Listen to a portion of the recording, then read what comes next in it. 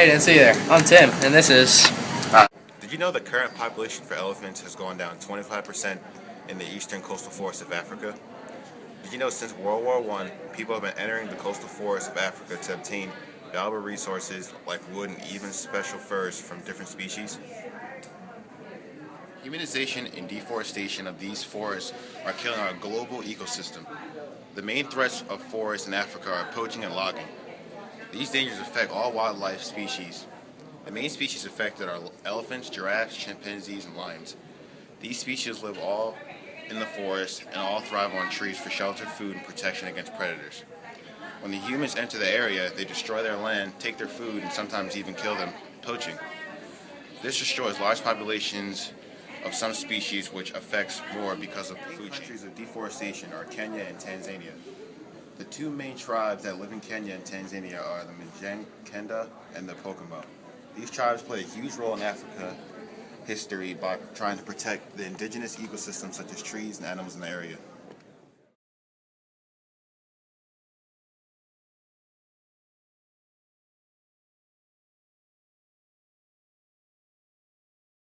Here are some of the animals of the coastal forests of eastern Africa. The first one are chimpanzees. These animals can be found in rainforests and wet savannas. They are omnivores, which means they eat both plants and animals. Today they are being threatened by loss of habitat due to logging. Taking trees will affect them because that's their home and it kills their food and shelter, the two basic needs to live.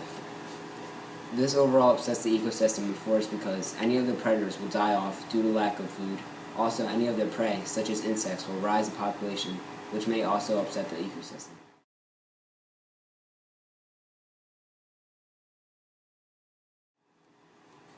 The next animal are giraffes. Giraffes live on the open grasslands of Africa. They are herbivores, which means their diet is based strictly on vegetation. These animals rely greatly on trees to get their food and water. Since the 1940s, humans have increased fivefold in population in the areas that giraffes live in. Estimates are made that almost 15% of the giraffe population are removed and killed by poaching.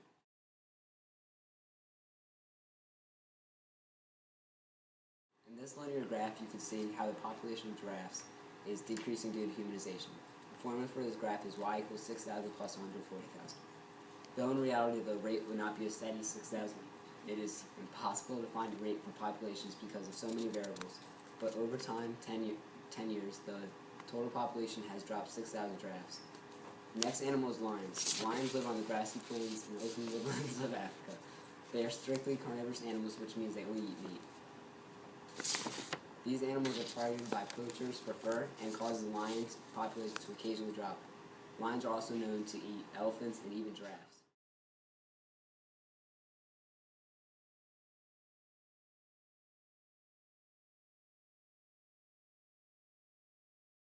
The next animals are elephants. Elephants live on dense forests and open plains throughout Africa.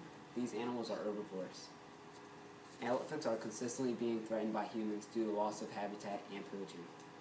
This graph through linear illustrates how the populations of elephants have gone down and have overall decreased 30,000 in population over 2 years.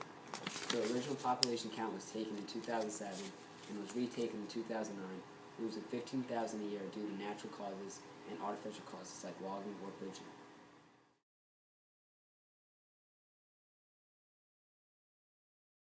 Go. Can anybody help the forests of Africa? Yeah. Two groups that can help this ecosystem are the Roboku Sokoki Forest Management and Conservation Project, as well as the Critical Ecosystem Partnership Fund. These groups support biodiversity and ecosystems by preventing further deforestation. The Critical Ecosystem Partnership Fund builds sustainability and hotspots by preventing logging businesses from moving in. Many funds donate to the partnership, including the government of Japan, the MacArthur Foundation, and even the International World Bank. In 2004, $7 million were donated to help these forests. When groups like this donate that kind of money, it borders off forests approved by the government. This increases the population of many ecosystems. Data has been analyzed for years, and the same solution comes up that preventing poachers and logging companies will truly help the ecosystem. How can we help the ecosystem and save the animals from poaching and logging? Our plan is to make severe laws against logging and poaching. The government will block off areas from any poachers and logging businesses. We call this law the Limits of Logging Law and Animal Protection Act. This law includes that all land that is used for logging and/or has vulnerable animals in it will be protected by government agencies that will be funded by taxes, organizations like the Critical Ecosystem Partnership Fund. With this law, for any logging businesses, they must register to log in any coastal forest of Africa. They must A, register, B, count every tree they take down, and C, they have to replant new trees. We feel that if the areas are set for where companies may log and are strategically placed so the ecosystem is not hurt, then the population of these species will once again rise. Illegal in all countries that have coastal forests. Poachers will be arrested on site if they're caught having any animals in their possession that are on the vulnerable/endangered species list. Depending on how close they are to being extinct, a fine or jail time will be determined by the government. Our plan is to have the government deploy jeeps and officers in the forest that are equipped for anything. We think that by doing this, poachers will feel more threatened to be arrested for poaching, so they will stop. All in all, these laws are made to reserve the ecosystem in the forests of Eastern Africa. Our goal is to bring up these populations to 10,000 animals for each species within 8 years. If we do this, it will restable the hotspots in the coastal forests of Eastern Africa. Our goals with this conservation will not affect the tribes of these regions. Main tribes like the Pocomo and the Mikienda believe that cutting down forests are bad and rarely eat any animals that are listed on the endangered list.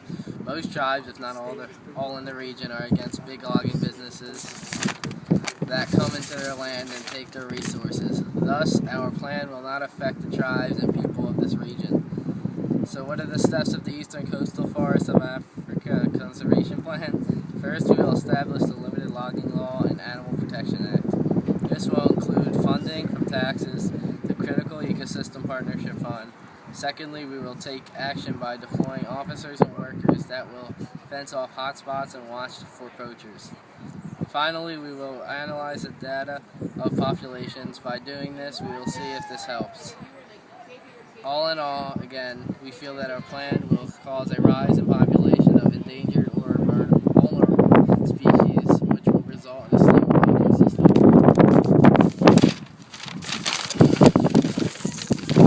Thanks. Well, see, my name's Tim, and this is Jacob. That's Zach Simmons. That's Reginald Hobbs, and that's Dave Extras. Thanks. It's still going.